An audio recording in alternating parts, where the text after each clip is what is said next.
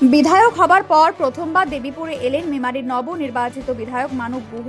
তার আগমনের খবর ছড়িয়ে পড়তে এলাকা জুড়ে দেখা যায় উৎসবের আবহ।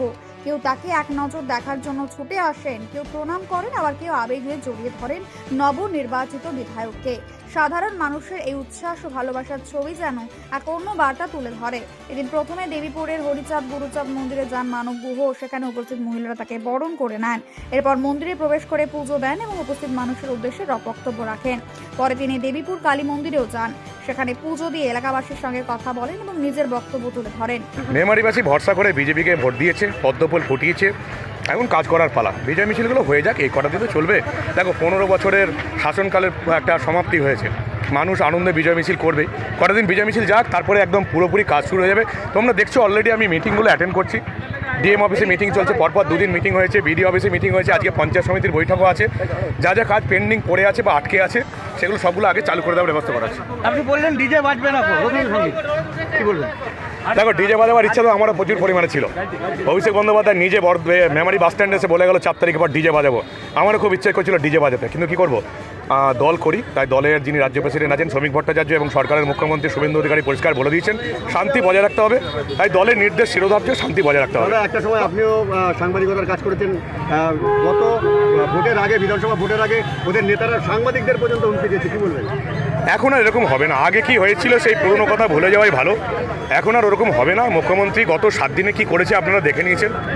শান্তির বার্তা দেওয়া হয়েছে, পরিষ্কার কথা।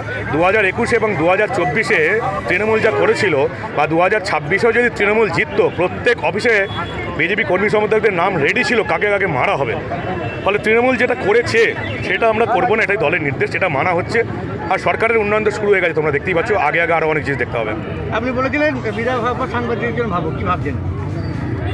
আমাদের যেটা সিএমের সঙ্গে প্রথম বৈঠক ছিল, সেখানে আমি সিএমকে 2টো প্রস্তাব দিয়েছিলাম। এক, যে নবান্ন যে অ্যাক্রেডিটেশন কমিটি আছে সেটা ভেঙে দিতে হবে। সিএম সঙ্গে সঙ্গে মেনে নিয়েছেন, অ্যাক্রেডিটেশন কমিটি ইতিমধ্যেই ভেঙে দেওয়া হয়েছে, তোমরা জানো। 2, আরেকটা প্রস্তাব আমি সিএমকে সরাসরি দিয়েছিলাম যে ডিজিটাল মিডিয়া যারা আছে সেই ডিজিটাল মিডিয়াকে অ্যাক্রেডিটেশন কার্ড দিতে হবে, যাতে তারা নবান্ন এবং অ্যাসেম্বলি কভার করতে পারে। সেটা ভেবে দেখা হবে বলে মুখ্যমন্ত্রী আশ্বাস দিয়েছেন।